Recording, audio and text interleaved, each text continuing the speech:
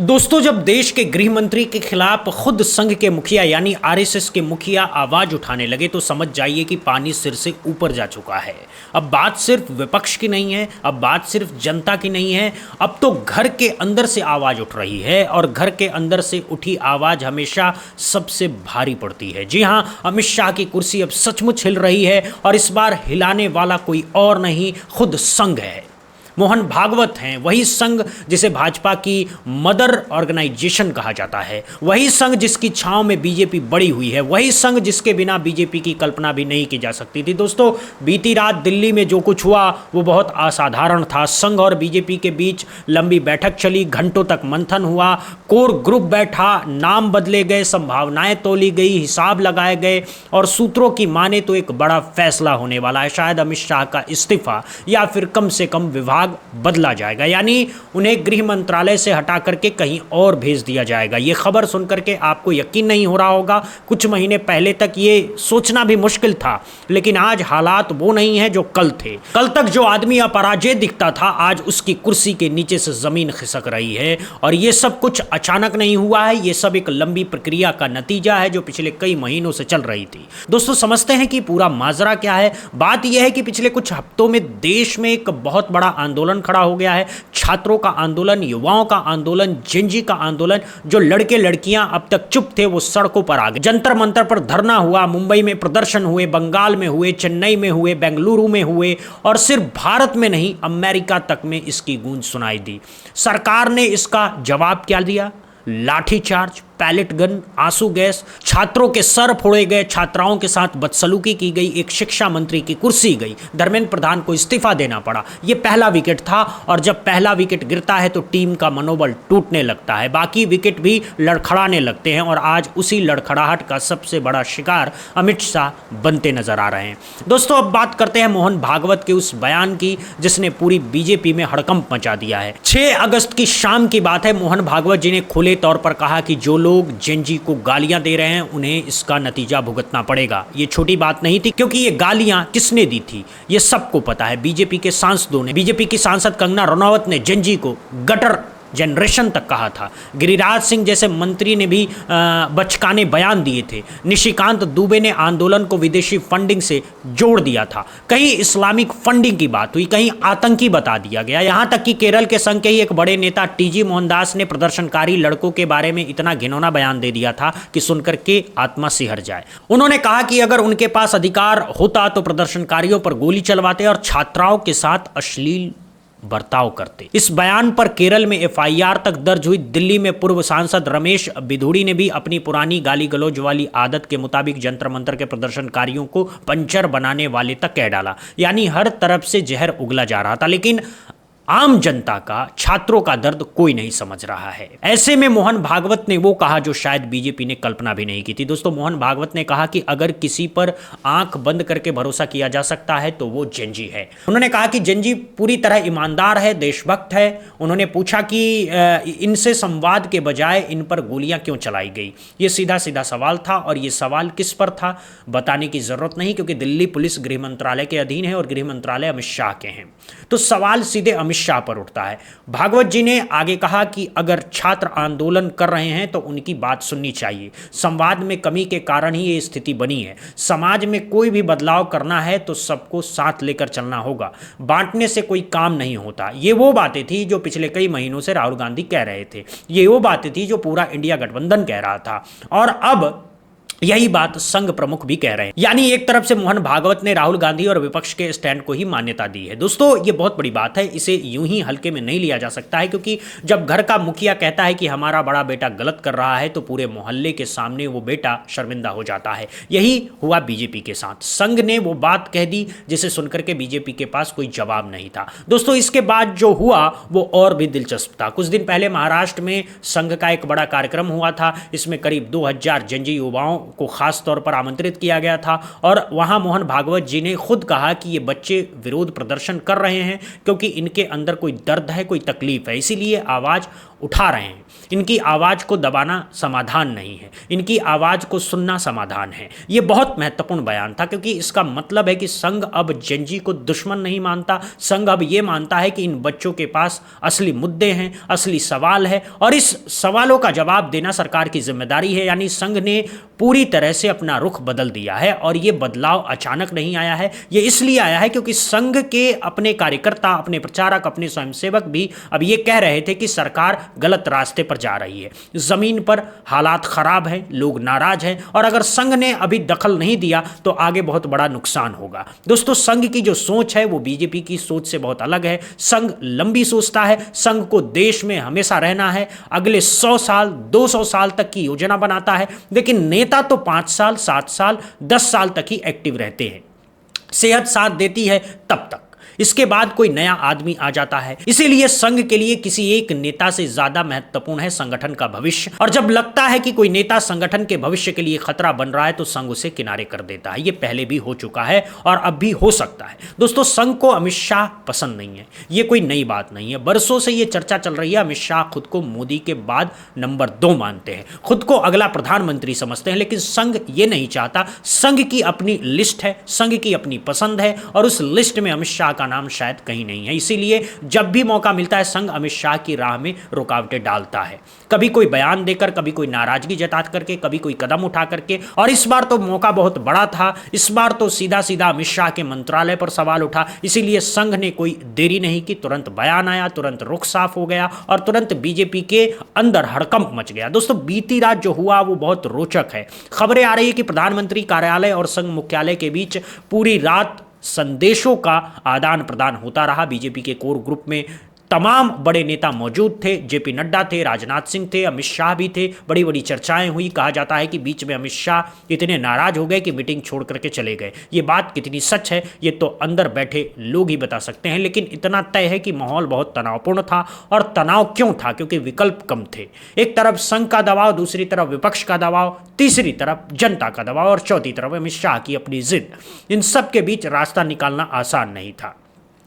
दोस्तों, अब बात करते हैं आगे क्या होगा। सूत्रों की माने तो 2 विकल्प हैं। पहला विकल्प यह है कि अमित शाह से इस्तीफा ले लिया जाएगा, लेकिन इस विकल्प में समस्या यह है कि अगर इस्तीफा होगा तो पूरी दुनिया में यह संदेश जाएगा कि जनता के दबाव में सरकार झुक गई, जो कि बीजेपी की छवि के लिए ठीक नहीं होगा। तो दूसरा विकल्प यह है कि अमित शाह का विभाग बदल दिया जाएगा, उन्हें गृह मंत्रालय से हटा करके किसी और मंत्रालय भेज दिया जाएगा, शायद रक्षा मंत्रालय, शायद विदेश मंत्रालय, या शायद उन्हें डिप्टी पीएम बना करके सांकेतिक रूप से ऊंचा पद दिया जाएगा, लेकिन असली ताकत यानी गृह मंत्रालय उनसे ले ली जाएगी। यह एक बीच का रास्ता होगा, न पूरी तरह इस्तीफा न पूरी तरह कुर्सी बचाना, दोनों के बीच एक बैलेंस। और दोस्तों, यही बीच का रास्ता शायद निकाला जाए, क्योंकि इससे दोनों तरफ की नाराजगी थोड़ी शांत हो जाएगी। संघ को लगेगा कि उसकी बात सुनी गई, विपक्ष को लगेगा कि उसकी लड़ाई का नतीजा निकला, और अमित शाह को भी लगेगा कि पूरी तरह से बेइज्जती नहीं किया गया है। ये क्लासिक भारतीय राजनीति है, जिसमें हर पक्ष को थोड़ा थोड़ा देकर के मामला निपटा दिया जाता है। दोस्तों, अब बात करते हैं विपक्ष की। राहुल गांधी लगातार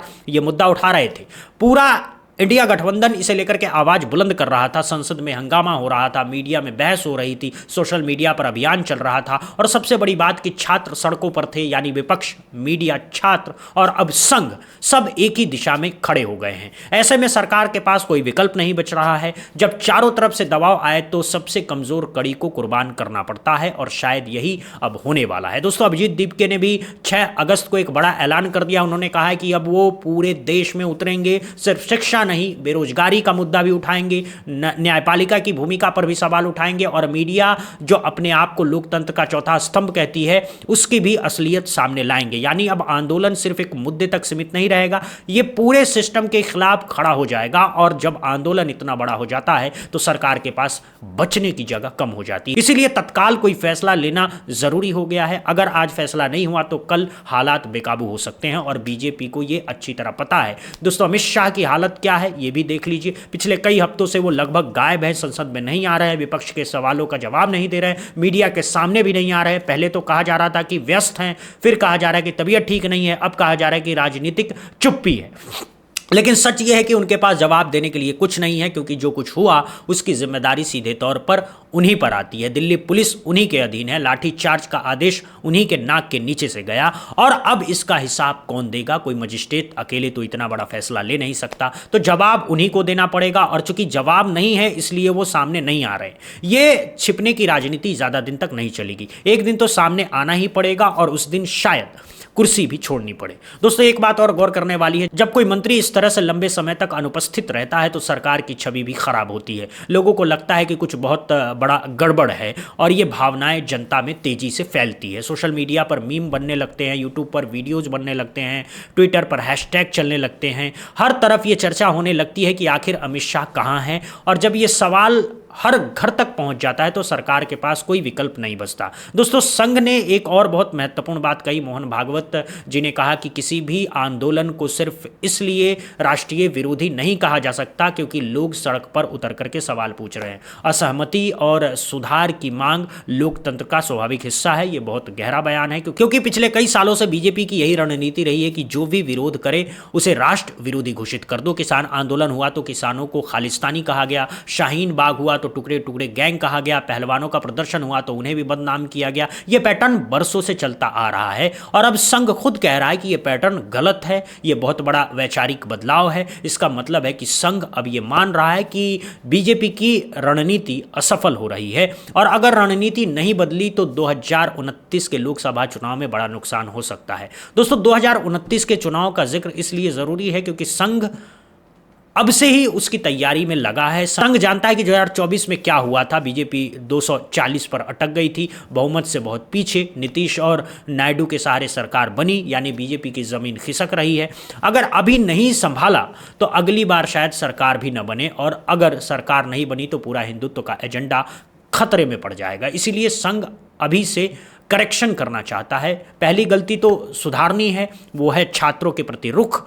दूसरी गलती जो सुधारनी है वो है सहयोगियों के प्रति रवैया। तीसरी गलती जो सुधारनी है वो है अल्पसंख्यकों के प्रति व्यवहार।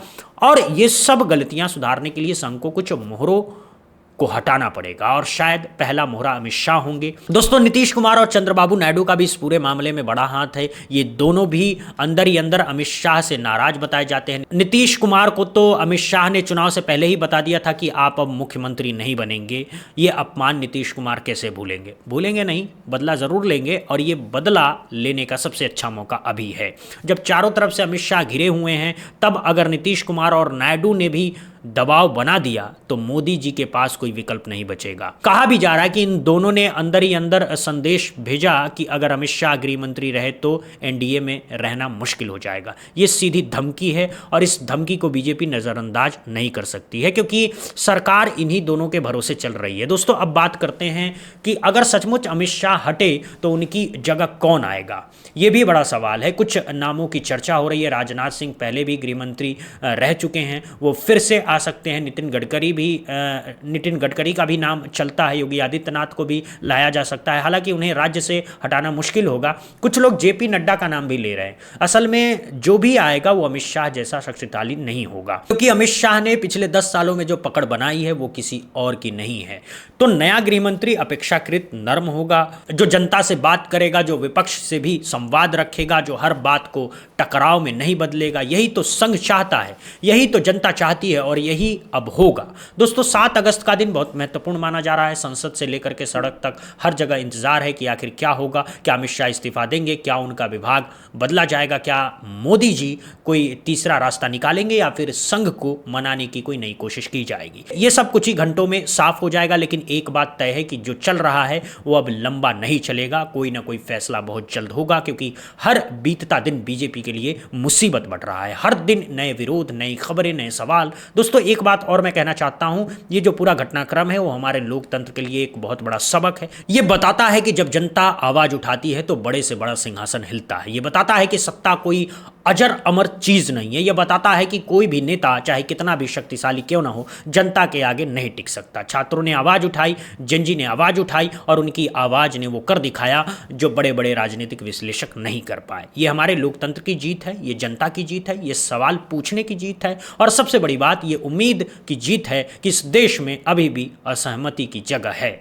इस देश में अभी भी सवाल पूछे जा सकते हैं और इस देश में अभी भी जवाबदेही तय की जा सकती है। दोस्तों बहरहाल बात यही समाप्त करते हैं, लेकिन जाते जाते एक सवाल आप पर छोड़ जाते हैं। क्या आपको लगता है कि अमित शाह सचमुच हट जाएंगे या फिर कोई नई चाल चल करके अपनी कुर्सी बचा लेंगे? क्या आपको लगता है कि संघ का दबाव इतना काम करेगा कि गृह मंत्रालय से उन्हें हटा दिया जाए, या फिर सब कुछ मिली भगत से मैनेज कर लिया जाएगा? अपनी राय कमेंट में जरूर बताइएगा, क्योंकि आपकी राय ही असली राय है और आपकी आवाज ही असली आवाज है। बाकी नेताओं की आवाजें तो कुर्सी के हिसाब से बदलती रहती हैं, लेकिन जनता की आवाज ही अंत में असली फैसला करती है और शायद वो फैसला अब सुनने को मिल जाए। मिलते हैं अगली वीडियो में एक और बहुत महत्वपूर्ण अपडेट के साथ। तब तक के लिए बहुत बहुत धन्यवाद, बहुत बहुत शुक्रिया। जय हिंद, जय भारत, वंदे मातरम।